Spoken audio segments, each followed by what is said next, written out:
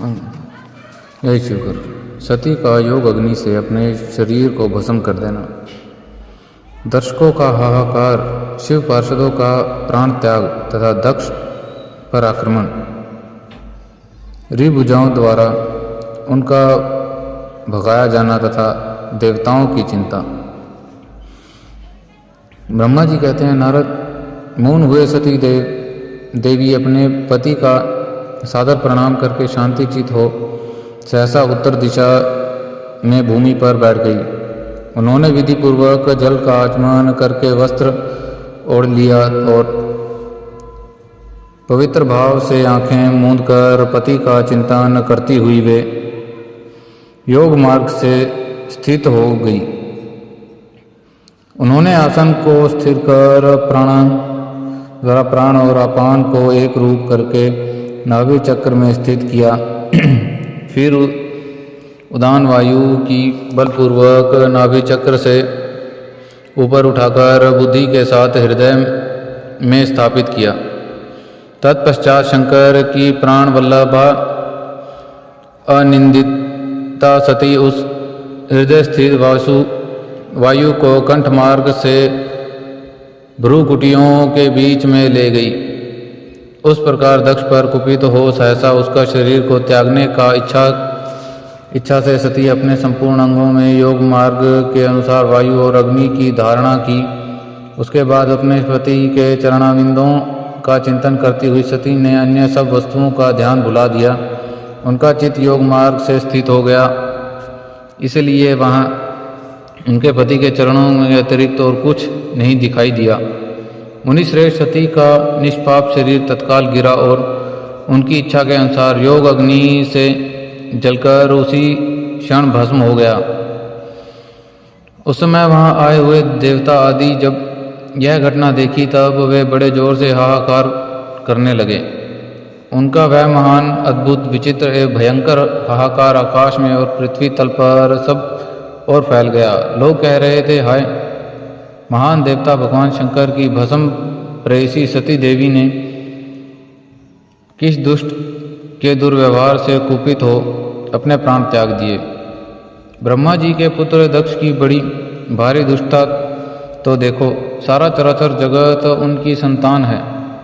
उसी की पुत्री मनस्विनी सती देवी, जो सदा ही मान पाने के योग्य थी, उसके द्वारा ऐसी निरादृत हुई कि प्राणों से ही हाय धो बैठी।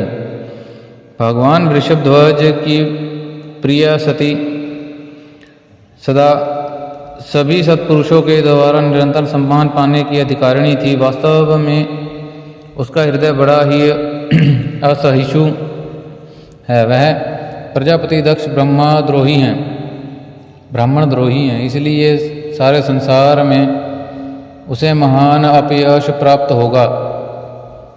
उसकी पत्नी ही पुत्री उसी के अपराध से जब प्राण त्याग करने को उद्यत हो गई, तब भी वह महानर्क भोगी। शंकर द्रोही ने उसे रोका तक नहीं। जिस समय सब लोग ऐसा कह रहे थे, उसी समय शिव के पार्षद सती का यह अद्भुत प्राण त्याग देख तुरंत ही क्रोधपूर्वक अस्त्र शस्त्र ले दक्ष के मारने के लिए उठ खड़े हुए।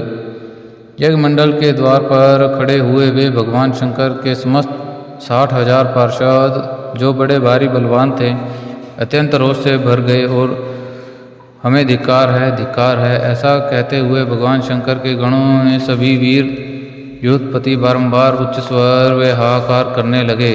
देवेश्वर किसी ही पार्षद को वहाँ शोक से ऐसे व्याकुल हो गए कि वे अत्यंत तीखे प्राणनाश शस्त्रों द्वारा अपने ही मस्तक और मुंड आदि अंगों पर घात करने लगे। इस प्रकार 20,000 पार्षद उस समय दक्ष कन्या सती के साथ ही नष्ट हो गए। वह इस अद्भुत सी बात हुई। नष्ट होने से बचे हुए महात्मा शंकर के वे प्रथम गण क्रोध युक्त दक्ष को मारने के लिए हथियार लिए हुए उठ खड़े हुए। मुने उस आक्रमणकारी पार्षदों का वेग देखकर भगवान भृगु ने यज्ञ में विघ्न डालने वालों का नाश करने के लिए नियति अपादा असुरा रक्षां सती वेदी पदम इस यजुर्मंत्र से दक्षिण अग्नि में आहुति दी। भृगु की आहुति लेते ही यज्ञ कुंड से ऋभु नामक सहस्त्रों महान देवता जो बड़े प्रबल वीर थे वहाँ प्रकट हो गए। मुनीश्वर उन सबके हाथ में जलती हुई लकड़ियाँ थी।